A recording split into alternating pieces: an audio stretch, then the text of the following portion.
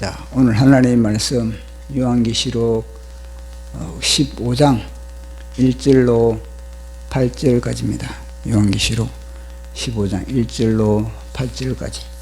자, 우리 같이 합독하도록 하겠습니다. 시작. 또 하늘에 크고 이상한 다른 이적을 보매 일곱 천사가 일곱 대접을 가졌으니 곧 마지막 재앙이라. 하나님의 진노가 이것으로 마치리로다. 또 내가 보니 불이 섞인 유리바다 같은 것이 있고 짐승과 그의 우상과 그의 이름의 수를 이기고 벗어난 자들이 유리바다 가에 서서 하나님의 금문고를 가지고 하나님의 종 모세의 노래 어린 양의 노래를 불러 이르되 주 하나님 곧 전능하신 이시여 하시는 일이 크고 놀라우시도다. 만국의 왕이시여 주의 길이 의롭고 참되시도다. 주여 누가 주의 이름을 도유하지 아니하며 영화롭게 하지 아니하오리이까. 오직 주만 거룩하시니이다. 주의 의로우신 일이 나타나매 만국이 와서 주께 경배하리이다 하더라. 또 이 일 후에 내가 보니 하늘의 증거 장막에 성전이 열리며 일곱 재앙을 가진 일곱 천사가 성전으로부터 나와 맑고 빛난 세마포 옷을 입고 가슴에 금띠를 띠고 네 생물 중에 하나가 영원토록 살아계신 하나님의 진노를 가득히 담은 검 대접 일곱을 그 일곱 천사들에게 주니 하나님의 영광과 능력과 말미암아 성전의 연기가 가득 차매 일곱 천사의 일곱 재앙이 마치기까지는 성전에 능히 들어갈 자가 없더라. 아멘. 기도하겠습니다. 성삼일체 하나님 아버지, 오늘도 온 우주보다 존귀한 생명 호흡을 허락하시고 귀해 주시고 하루를 축복하심을 감사합니다.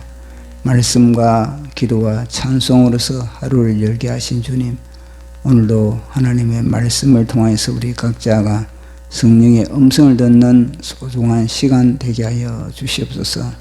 말씀을 전하는 제 자신도 온전한 주님의 대언자 되기 원하며 예수님 이름으로 기도드리옵나이다. 아멘. 이 요한계시록의 전개는 일곱 인과 일곱 나팔과 그리고 일곱 대접이 등장합니다. 그래서 일곱 인의 마지막에 딱 인을 떼면은 일곱 나팔이 딱 등장하고, 그리고 일곱 나팔의 마지막을 딱 나팔을 불고 나면은 일곱 대접이 또 딱 등장하는, 그렇게 연결되어 있는 그런 구조가 요한계시록입니다. 근데 이게 아주 특이한 게 뭐냐면은 보통 일곱 인을 떼고 나서 그 다음에는 곧바로 이제 나팔이 등장하는데, 이 일곱 나팔에는 그렇지 않다는 겁니다. 일곱 나팔을 불고 나면은 곧바로 일곱 대접이 이제는 등장해야 되는데, 우리가 살펴본 거와 마찬가지로 일곱 나팔을 갖다가 요한계시록의 11장에서 불었는데 곧바로 일곱 대접이 등장하지 않고 11장에서 12장, 13장, 14장 무려 3장이나 설명을 하고 있는 겁니다. 일곱 나팔에 대하여서. 이것은 무엇을 말하냐면은 그만큼 이 마지막 나팔, 일곱 나팔이 중요하다는 그런 의미가 들어있는 겁니다. 그래, 일곱 나팔에는 단순히 그 나팔을 불면은 단순한 사건이 일어난다 이 정도가 아니고 앞으로 되어질 그런 사건을 갖다가 쭉 이야기를 하고 있는 겁니다. 일곱 나팔에서부터 이제는 앞으로 일곱 대접이 떨어지고 그 이후에 또 벌어질 그런 사건을 일곱 나팔을 통해서 계속 소개를 하고 있는 그런 부분을 우리가 살펴봤습니다. 그래서 우리는 이 일곱 나팔을 통해서 이야기를 하다가 오늘은 비로소 이제는 일곱 대접으로 이제 넘어가는 그런 부분을 우리가 살펴보는 겁니다.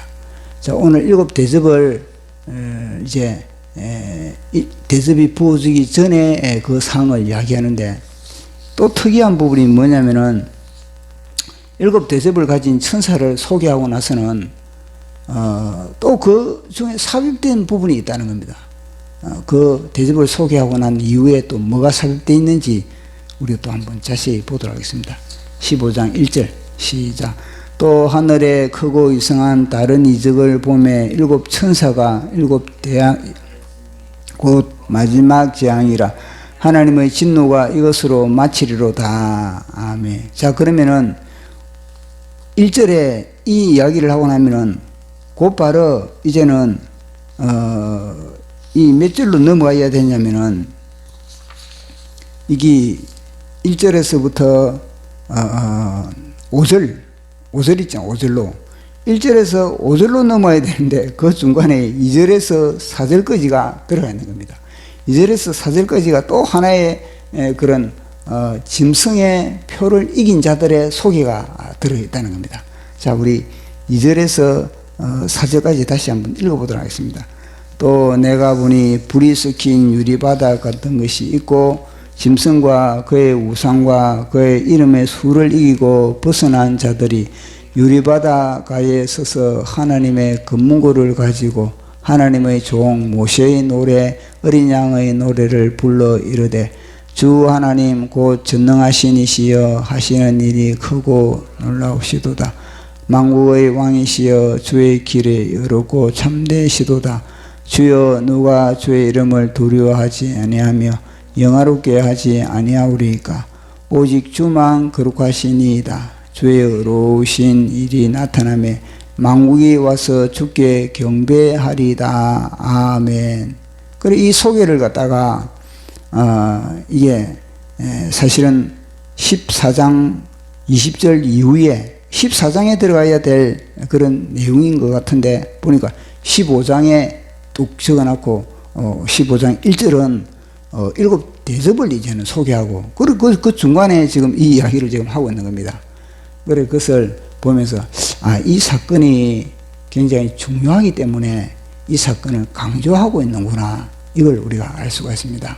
그래서 어제 우리가 살펴본 것과 마찬가지로 알곡추수에 휴거되는 그런 부분과 그리고 또 휴거되지 못하고 짐승의 표를 받는 그들은 이제는 진노의 포도주로 이제 그들이 심판을 받을 수밖에 없다는 그런 소개를 하고 나서 그 다음에는 사실 이 오늘 짐승의 표를 이긴 자 여기에 대해서 소개를 해야 되는데 15장 1절이 또 끼어가지고 대접 재앙에 대해서 이제는 전개해 나가야 되는데 이 이야기 이 사건을 갖다가 집어넣었다는 겁니다. 이 사건이 뭐냐면은 짐승의 표를 이기고 그리고 이 짐승의 수를 이긴 자 그 이야기를 소개하고 있거든요. 이 절을 같이 한번 읽어보도록 하겠습니다. 또 내가 보니 불이 섞인 유리바다 같은 것이 있고 짐승과 그의 우상과 그의 이름의 수를 이기고 벗어난 자들이 유리바다가에 서서 하나님의 금문고를 가지고 아멘. 그리고 이 유리바다가 우리가 4장 6절에 요한계시록 4장 6절에 보면은 하나님의 보좌에 수정같이 맑은 유리바다가 있다 이런 소개를 하고 있는 겁니다. 그런데 여기서는 수정 같은 유리바다가 아니고 불이 섞인 유리바다라 그렇게 표현을 하고 있거든요. 그래 이걸 보면은 불이 섞인 유리바다 그러니까 이 불의 시험 이들은 짐승의 표를 이긴 이들은 불의 시험을 통과한 자들이다. 이게 와닿는 겁니다. 그만큼 불의 시험을 통과해 가지고 그래서 이들은 순교를 당한 자들이다. 목배임을 당한 자들이다. 그게 이제 와닿는 겁니다. 이들은 짐승의 표를 이겼다는 게 뭐겠습니까? 짐승의 표를 어떻게 이겼습니까? 짐승의 표를 받지 않으면 매매도 못 하는데 그러면은 이들이 그러면은 매매를 못 하는 그 기간 동안에 후 3년 반 기간 동안에 어떻게 이들이 살아갈 수가 있겠습니까? 이들이 짐승의 표를 이길 수 있는 그런 방법은 유일한 방법은 그들이 적 그리스도에게 무릎을 꿇지 않는 거거든요. 적 그리스도 우상에게 경배하지 않는 것이 이기는 거거든요. 그러면 이들이 어떻게 이기겠습니까? 다른 방법은 없는 겁니다. 이기는 방법은 목배임을 당하는 거. 그러니까 요한계시록 때 이때는 뭐냐면은 목배임을 당하는 이야기를 많이 하고 있는 겁니다. 그래서 보면은 짐승의 표를 받지 않는 그들에게는 이제는 뭐 다른 그런 뭐 제거하는 수단이, 그것은 뭐냐면 목배임을 통해서 그들을 제거해 버린다, 이런 소개를 많이 하고 있거든요. 그리고 이때를 보면은 그저 짐승의 표를 받지 않는 그들을 향해서 뭐 총을 쏜다든지 이런 게 아니라 이런 목배임을, 목을 베는 그런 사항들이 벌어지고 있는 겁니다. 그래서 이걸 보면서 이들은 순교자들이다. 끝까지 휴거에서는 탈락됐지만 그러나 이들은 하나님의, 어제 우리가 살펴본 것과 마찬가지로 하나님의 계명과 예수 그리스도를 믿는 믿음으로 말미암아 이들은 인내했고, 그리고 마지막에는 뭐라 그랬습니까? 주 안에서 죽는 자들이 복이 있다. 그러니까 성령님이 그러하다, 그들의 행위를 이제는 그들의 행위가 뒤에 따라간다, 그렇게 이야기를 했지 않습니까? 그러니까 이들은 다름 아니라 순교로서 승리를 한 그들이 이제는 하나님의 유리바다 가운데 하늘 성전에서 하나님을 찬양하는 그런 사람들이라는 것을 우리가 여기서 알게 되는 겁니다. 그래서 하나님을 찬양하되 단순히 이것이 출애굽을 하고 나서 그들 홍해바다를 건너고 나서 모세의 노래를 불렀지 않습니까? 근데 이들은 지금 이게 소개를 보니까 3절에 모세의 노래와 어린 양의 노래를 불렀다, 이렇게 이야기를 하고 있는 겁니다. 그러니까 모세의 노래, 구약을 대표하지 않습니까? 그리고 어린 양의 노래는 예수 그리스도이지 않습니까? 그러니까 이들은 신약과 구약, 그러니까 여기에 속해 있는 것은 아마 이들은 유대인들도 예수를 영접하고 난 이후에 그들의 이런 그들의 신앙을 이제 순교할 정도의 그런 신앙이 되었다, 이런 부분도 우리가 여기서 또 확인을 할 수가 있는 겁니다. 그래서 그들이 마지막 마치 14만 4천 명이 그렇게 하나님께 찬양을 하는 것과 마찬가지로 이들도 하나님을 찬양하면서 하나님만이 이 우주 만물의 창조주고 그리고 구원자고 그렇게 하나님을 경배하는 그런 부분을 우리가 보게 됩니다. 자, 이제 이 경배하는 이 사건 다음에 다시 5절부터 이제는 일곱 대접에 대해서 그런 이야기를 하고 있거든요. 그 일곱 대접은 이제 16장 가면은 진짜 일곱 대접이 이제 땅에 쏟아지는 그런 내용인 겁니다. 자, 그러면 15장 5절부터 8절까지 한 읽어보도록 하겠습니다. 시작.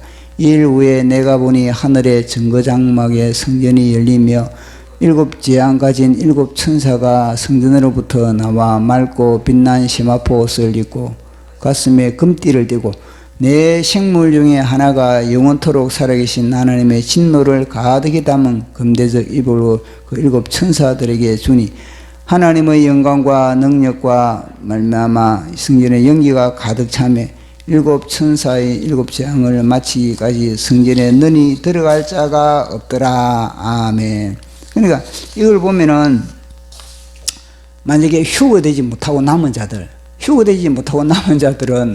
이제는 선택이 뭐냐면은 그러니까 휴거되지 못하고 남은 자들, 그들은 하나는 666 짐승의 표를 받느냐, 아니면 하나는 짐승의 표를 받지 않고 순교를 하느냐, 하나는 짐승의 표를 받지 않고 남은 그들은 다 뭐냐면 이제는 대접재앙이 기다리고 있는 대접재앙. 그러니까 선택할 거는 뭐겠습니까? 순교밖에 없다는 겁니다. 휴거에서 탈락당 그들은 이제는 순교의 그런 순교로 이제는 각오를 할 수밖에 없다는 것을 우리가 오늘 여기서 알 수가 있는 겁니다.